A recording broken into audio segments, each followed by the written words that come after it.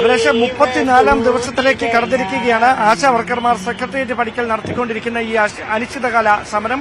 അതിന്റെ ഭാഗമായി സമരം ശക്തിപ്പെടുത്തുന്നതിന്റെ ഭാഗമായിട്ടാണ് വരുന്ന തിങ്കളാഴ്ച സെക്രട്ടേറിയറ്റ് വളഞ്ഞുകൊണ്ടുള്ള ഒരു പ്രതിഷേധത്തിന് Kerala ASHA health workers association ആഹ്വാനം ചെയ്തിരിക്കുന്നത്. ഇപ്പോൾ ഈ സമരത്തിന് ഐക്യദാർഢ്യം പ്രഖ്യാപിച്ചുകൊണ്ട് കോൺഗ്രസും അതോടൊപ്പം ബിജെപിയും മറ്റ് രാഷ്ട്രീയ കക്ഷികളും മഹിളാ സംഘടനകളുമൊക്കെ നേരത്തെ തന്നെ രംഗത്ത് വരുന്നത് നമ്മൾ പലപ്പോഴും കണ്ടതാണ്. ഇന്നും സമരപ്പന്തലിൽ അത് തന്നെയാണ് കാഴ്ചകൾ.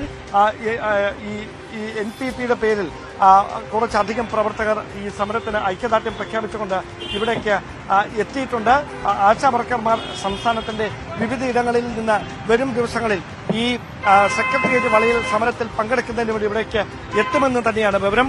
അതോടൊപ്പം എടുത്തു പറയേണ്ടുന്ന കാര്യം, EP ജയരാജൻ ഉൾപ്പെടെയുള്ള ഇടത് നേതാക്കൾ സമരത്തെ പൂർണ്ണമായി തള്ളിക്കളയുമ്പോഴും അതിനോട് ആശാ വർക്കർമാർ എങ്ങനെ പ്രതികരിക്കുന്നു എന്നതുകൂടി പ്രധാനമാണ്. ഇന്ന് രാവിലെ EP ജയരാജൻ മാധ്യമങ്ങളോട് പറഞ്ഞത് ചില കുബുദ്ധികളുടെ ആശയമാണിത്. ഇതൊരു യാതൊരു അർത്ഥവുമില്ലാത്ത ഒരു സമരമാണ് ഇവിടെ നടക്കുന്നത്. അതിൽ രാജ്യത്ത് ഏറ്റവും കൂടുതൽ ഓണറേറിയം നൽകുന്നത് കേരളമാണ്. പിന്നെ എന്തിനിങ്ങനെ ഒരു സമരം തുടരണമെന്നാണ് അദ്ദേഹം മാധ്യമങ്ങളുടെ ചോദ്യങ്ങളോട് പ്രതികരിച്ചത്. സാറേ, അദ്ദേഹത്തിന് ആശമാരെന്താണെന്ന് അറിഞ്ഞൂടാ. അറിയാമെന്നുള്ള ഒരു വ്യക്തിയായിരുന്നെന്നുണ്ടെങ്കിൽ, പാർട്ടിക്കാരായിരിക്കാം, അറിയാമെന്നുള്ള ഒരു വ്യക്തിയാണെന്നുണ്ടെങ്കിൽ ഈ പാവപ്പെട്ട ആശമാരെ പറ്റി ഇങ്ങനെ പറയില്ല. കൊറോണ സമയത്ത് ഞങ്ങൾ വേണം, കൊറോണ കാലം കഴിഞ്ഞ സമയത്ത് ഞങ്ങൾ വേണം. ഞങ്ങൾ ആരാണെന്ന് പോലും അവർക്കറിയില്ല.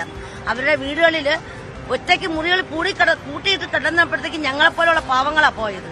232 രൂപയ്ക്ക് ആ സാറിന്റെ വീട്ടില് കുടുംബം നോക്കാൻ പറ്റുമോ? ഞങ്ങൾക്ക് പറ്റുന്നില്ല. ഞാൻ പോകുന്ന എന്റെ ഏരിയയിൽ എനിക്ക് 200 രൂപ വേണം ഒരു ദിവസം. ഒരു ഓട്ടോ പിടിച്ച് പോയിട്ട് തിരിച്ച് വീട്ടിൽ വരുന്നെങ്കിൽ എനിക്ക് 486 വീടുണ്ട്. അതിൽ 1650 പോപ്പുലേഷൻ ഉണ്ട്. ഇത്രയും പേരെ നോക്കാനും എടുക്കാനും ആ വീടുകളിൽ പോകാനും ഒരു മാസം കൊണ്ട് അത് തീരില്ല. എത്ര ദിവസം ആട്ടയ്ക്ക് ഒരു ദിവസം 200 രൂപ വെച്ച് എത്ര ദിവസം വേണമെന്ന് ആലോചിച്ച് നോക്കണം സാർ. ഈ 232 രൂപ ഞങ്ങൾക്ക് ഈ പാവപ്പെട്ട ആശാ വർക്കർമാർക്ക് എന്ത് ചെയ്യാനാ സാറേ? ഞങ്ങളുടെ അവകാശം ജോലി ചെയ്ത കൂലിയല്ലേ ചോദിക്കുന്നത്.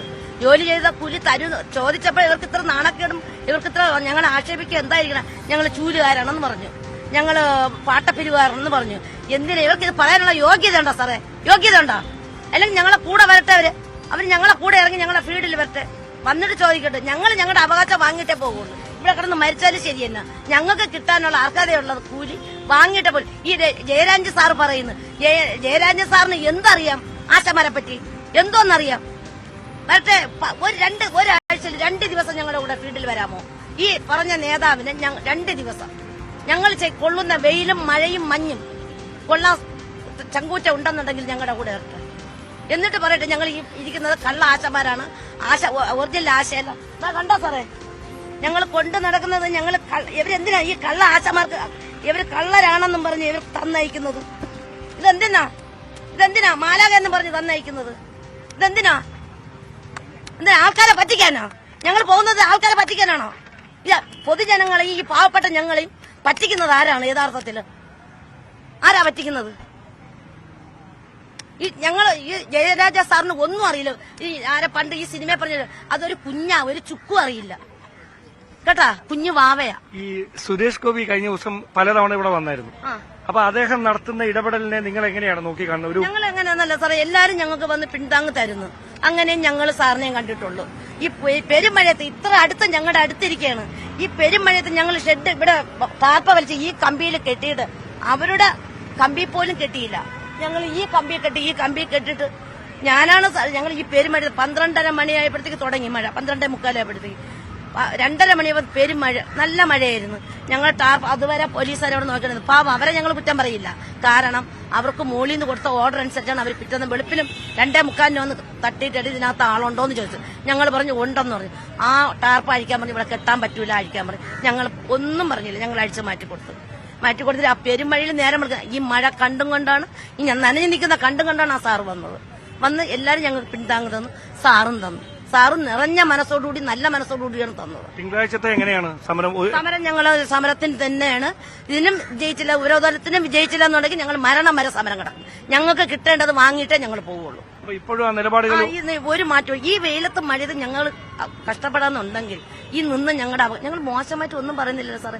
ഒരു പാർട്ടി ഞങ്ങൾ മോശമായിട്ട് പറയുന്നില്ല. ഞങ്ങളിത് എല്ലാം ഒരൊറ്റ ആശാ വർക്കേഴ്സ് എന്ന് മാത്രമുള്ള ഒരു നേബിളിലാണ് ഇരിക്കുന്നത്. ആരുടെയെങ്കിലും കയ്യിൽ ഒരു കൊടിയുണ്ടോ എന്ന് നോക്കണം സാറേ. ഒരു കൊടി എങ്കിൽ സാർ പറഞ്ഞു, പലരും പല രാഷ്ട്രീയക്കാരാണ്. ഞാൻ പറഞ്ഞാൽ സാർ വേറെ ഒന്നും, ഞാൻ ഒരു കമ്മ്യൂണിസ്റ്റ് ഏരിയയാണ്, ഞാൻ പക്കാ കമ്മ്യൂണിസ്റ്റ് ഏരിയയാണ്. എന്റെ അവകാശത്തിനാണ് ഞാൻ വന്നത്, ഞാൻ അല്ലാതെ പാർട്ടിക്ക് വിരുദ്ധമായിട്ടല്ല. എന്റെ അവകാശം വാങ്ങാൻ, ഞാൻ കഷ്ടപ്പെടുന്ന എന്റെ അവകാശം വാങ്ങാൻ മാത്രമാണ് ഞാൻ വരുന്നത്. എല്ലാവരും അതുപോലെയാണ്. പലരും, ഞങ്ങൾ പാർട്ടിയല്ല, അത് പാർട്ടി എന്ന് പറഞ്ഞാൽ ഞങ്ങളെ കുടുംബങ്ങളില്ല. അല്ലാതെ ഞങ്ങൾ ഈ പൊതുവേദിയിലും ഞങ്ങളുടെ അവകാശം, ഞങ്ങൾ പാവപ്പെട്ട 232 രൂപയ്ക്ക് ജോലി ചെയ്യുന്നവർക്ക് എന്തോന്നാ സാറേ ഇവിടെ പാർട്ടി പറയാതിരിക്കുന്നത്? എന്താന്നാ പാർട്ടി പറയാതിരിക്കുന്നത്?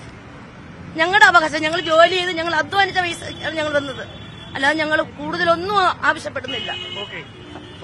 ഇപ്പൊ ഈ ജയരാജ സാർ പറഞ്ഞ വെറും കുട്ടിയാ, ഒന്നും അറിയില്ല. അപ്പോൾ ഞാൻ അതിനപ്പുറത്തേക്ക് കൂടുതൽ വിശദീകരണമൊന്നും പറയേണ്ടതില്ലെന്ന് തോന്നുന്നു. അവരുടെ വാക്കുകളിൽ വ്യക്തമാണ് എത്രയും തീഷ്ണമായിട്ടാണ് ഈ സമരവുമായി ഈ 34 ദിവസവും അവർ മുമ്പോട്ട് പോകുന്നതെന്ന് ഈ ആശാ വർക്കർമാരുടെ വാക്കുകളിൽ തന്നെ വ്യക്തമാണ്. തിങ്കളാഴ്ച സെക്രട്ടേറിയറ്റ് ഉപരോധം കൊണ്ട് പ്രശ്നത്തിന് പരിഹാരം കാണുന്നില്ല എങ്കിൽ മരണം വരെ ഇവിടെ സമരം തുടരുമെന്ന് പ്രഖ്യാപിച്ചുകൊണ്ടാണ് ആശാ വർക്കർമാരുടെ അനിശ്ചിതകാല സമരം 34 ദിവസവും ഈ പൊള്ളുന്ന ചൂടിൽ സെക്രട്ടേറിയറ്റ് പടിക്കൽ പുരോഗമിച്ചുകൊണ്ടിരിക്കുന്നത്.